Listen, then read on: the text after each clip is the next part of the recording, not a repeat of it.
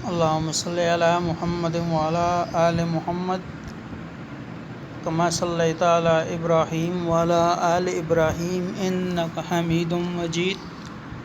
اللهم بارك على محمد وعلى آل محمد كما باركت على إبراهيم وعلى آل إبراهيم إنك حميد مجيد. اما بعد فاعوذ باللہ من الشیطان الرجیم. بسم اللہ الرحمن الرحیم. کرامات اولیاء کرام کتاب میں لکھا ہے، حضرت مالک بن دینار کا ایک واقعہ آپ لکھتے ہیں کہ ایک عیسائی نے اسلام قبول کر لیا، اور اس کا واقعہ کچھ یوں ہے جیسا کہ آپ کو اسکرین پہ بھی نظر آ رہا ہے. میں پڑھوں گا، آپ سنیے گا. ایک مرتبہ کا ذکر ہے کہ حضرت مالک بن دینار رحمۃ اللہ تعالی علیہ ایک گرجا کے پاس سے گزر رہے تھے. اس گرجا کے اندر سے ایک عیسائی راہب کی آواز آ رہی تھی. یہ کہہ رہا تھا، اے وہ ذات بابرکت جس کے حرم میں خوف کھانے والے اور لوگوں کے ستائے ہوئے پناہ لیتے ہیں، اور طلب کرنے والے لوگ اس کی رحمت اور نعمت کی طرف رغبت کرتے ہیں، میں تیرے انتقام سے رہائی کی التجا کرتا ہوں اور اپنے گناہوں کی معافی کا طلبگار ہوں. ان گناہوں کا جن کی لذت ختم ہو گئی اور مشقت باقی رہ گئی. حضرت مالک بن دینار رحمۃ اللہ تعالیٰ علیہ نے یہ آواز سنی تو گرجا کے اندر تشریف فرما ہوئے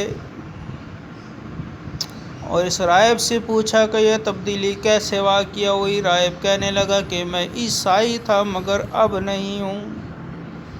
میرے ساتھ واقعہ یہ ہوا کہ ایک رات میں نے خواب میں دیکھا کہ کوئی ندا دینے والا ندا دے رہا ہے اور بڑے تشفی آمیز لہجے میں کہہ رہا ہے کہ اے راہب، تو کب تک کفر و شرک میں مبتلا رہے گا؟ بلا شبہ عیسیٰ علیہ السلام اللہ کے بندوں میں سے ہیں، ایک برگزیدہ بندے اور اس کے پیغمبر ہیں، لیکن وہ اللہ یا اللہ کے بیٹے ہرگز نہیں ہیں.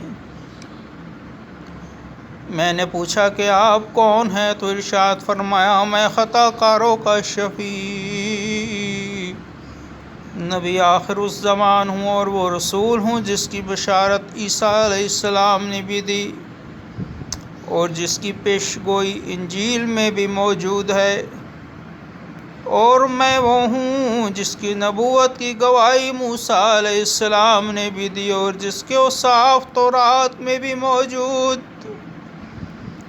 اس کے بعد اس مبارک ہستی نے میرے سینے پر اپنا دست مبارک دست رحمت پھیرا اور یہ دعا پڑھی، اللہم الہم عبدک الرشاد وفق للسداد.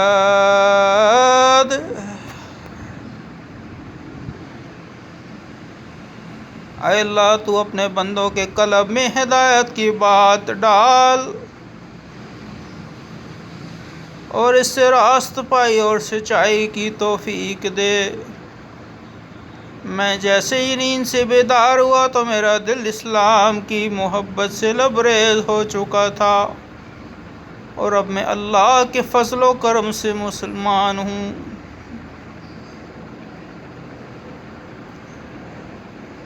اللہ جل شانہ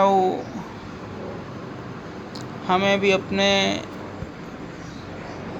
پیارے اور محبوب دین اسلام پہ ثابت قدم رکھے، جب تک زندہ رکھے اسلام پہ زندہ رکھے، اور جب موت دے تو ایمان پہ موت نصیب فرمائے. السلام علیکم ورحمۃ اللہ وبرکاتہ۔ اللہ حافظ۔